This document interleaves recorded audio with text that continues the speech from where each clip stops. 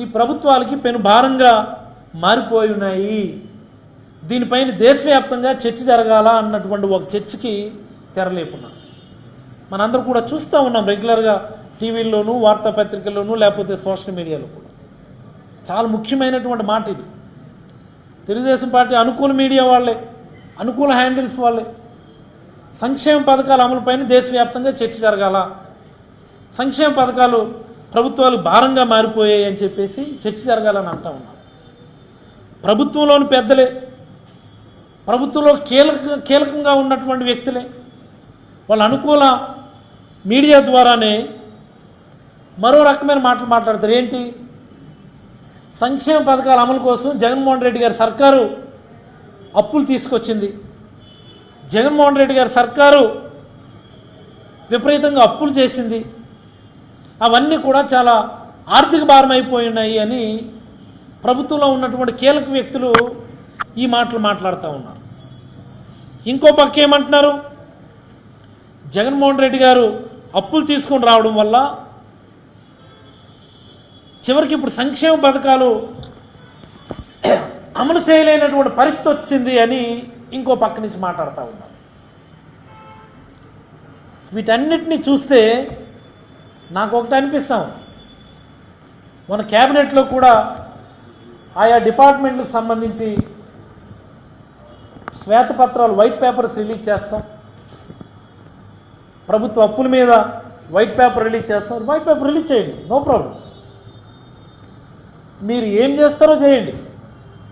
మేము ప్రభుత్వాన్ని విజ్ఞప్తి చేసేది ఒకటే, జగన్మోహన్ రెడ్డి గారు సంక్షేమ పథకాలు అమలు చేసినప్పుడు ప్రతి సంక్షేమ పథకాన్ని విమర్శించి ఈ పథకాలు అమలు చేయడం వల్ల అప్పులైపోతున్నాం, శ్రీలంక అయిపోతున్నాం, వెనిజులా అయిపోతున్నాం, ప్రజలందరూ సోమరిపోతులు అయిపోతున్నారు అన్నటువంటి మీరే ఇంతకు మించి మేము సంక్షేమ పథకాలు ఇస్తామని చెప్పి హామీలు ఇచ్చారు. సూపర్ 6 హామీలు. ప్రతి మహిళకి 18 సంవత్సరాలు దాటితే 1500 అన్నారు నెలకి. ఎంతమంది పిల్లలు ఉంటే అంతమందికి అమ్మఒడి అన్నారు, 3 గ్యాస్ బండ్లు ఫ్రీ అన్నారు, బస్సు ఫ్రీ అన్నారు, రైతులకేమో 20,000 అన్నారు, పెన్షన్లు అన్నారు. ఇలాగా సూపర్ 6 పథకాలని అంతకు మించి ఆర్థిక భారం మోపేటటువంటి పరిస్థితిని మీరే హామీ ఇచ్చినారు.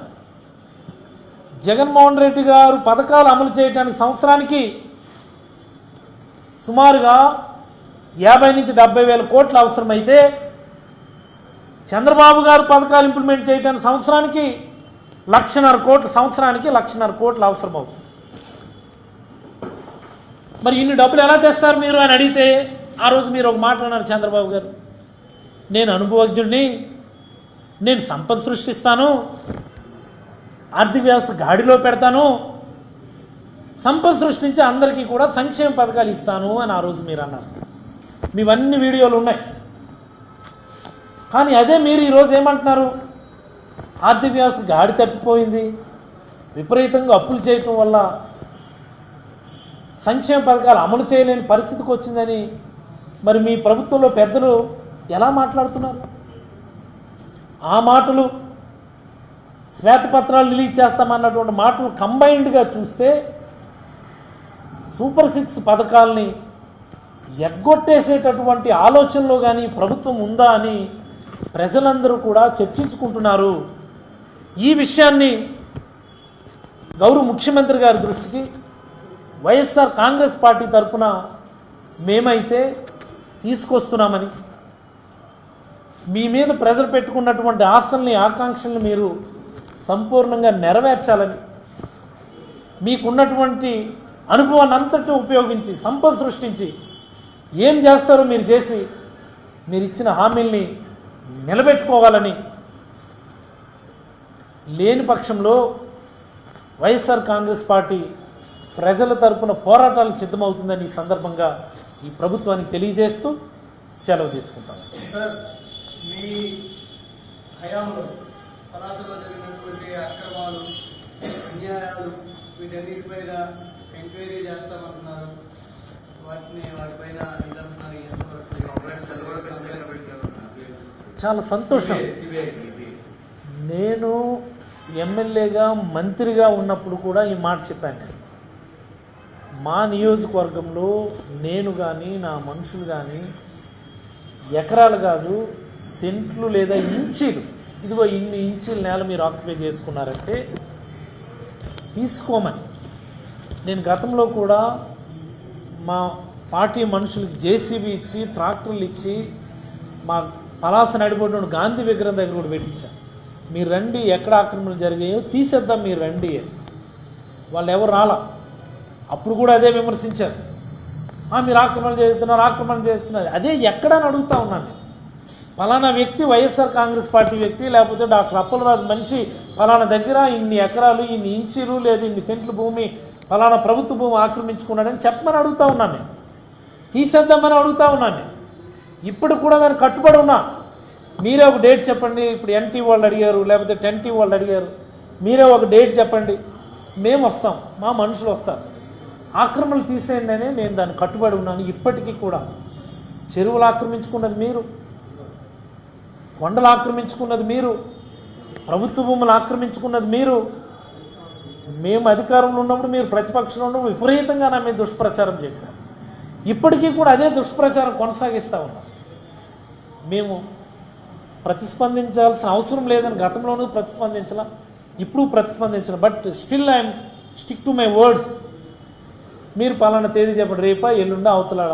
మీకు జేసీబీలు తేవడం కష్టమైతే మేమే జేసీబీలతో వస్తాం, మేమే ట్రాక్టర్లు తీసుకొస్తాం. ఎక్కడ ఆక్రమణలు ఉన్నాయో ఒక్కడ కూడా అడ్డుపడకుండా రిమూవ్ చేయిస్తాను. అట్ ది సేమ్ టైం మేము గతం నుండి చెప్తున్నటువంటి, గతంలో తెలుగుదేశంలో పేరు మోస నాయకులు చేసినటువంటి ఆక్రమణలు కూడా దాంతో పాటుగా తీసేయండి, దాన్ని కట్టుబడి మీరు రండి, మా వాళ్ళు పలానా వాళ్ళు ఆక్రమణ తీసేస్తాము, మేము సిద్ధంగా ఉన్నామని చెప్తాం. తేదీ మీరు చెప్పండి, మీడియా వాళ్ళు మీరు తేదీ చెప్పి మమ్మల్ని పిల్లని మేము వస్తాం. మేము పిలిస్తే వాళ్ళు ఎలాగ రారు, మీరు డేట్ పెట్టి పిల్లని మేము వస్తాం. Any more question?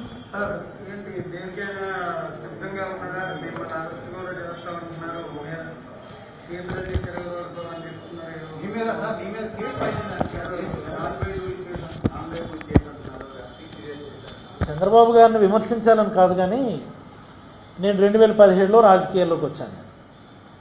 2017 నుంచి 19 మధ్యలో, అంటే ఆ 2 years ఆఫ్ పలాస నియోజకవర్గానికి అపోజిషన్ లీడర్గా ఉన్నప్పుడు నా మీద 5 FIRలు వేసింది అప్పటి ప్రభుత్వం. 5. నేను ఎమ్మెల్యేగా మంత్రిగా ఉన్నా, పోనీ 19 నుంచి 24 వరకు. ఒక్కటంటే ఒక్క కేసు అపోజిషన్ లీడర్ మీద మేము పెట్టాము, ఒక్క FIR వేసాము. మాట్లాడితే పోలీసులతో బంధించేశారు, పోలీసులతో ఇబ్బంది పెట్టారంటే ఒక్క FIR చూపించి మనం అడుగుతాము. ఈ ప్రభుత్వం వచ్చి ఇంకా 15 రోజులే కదా అయింది.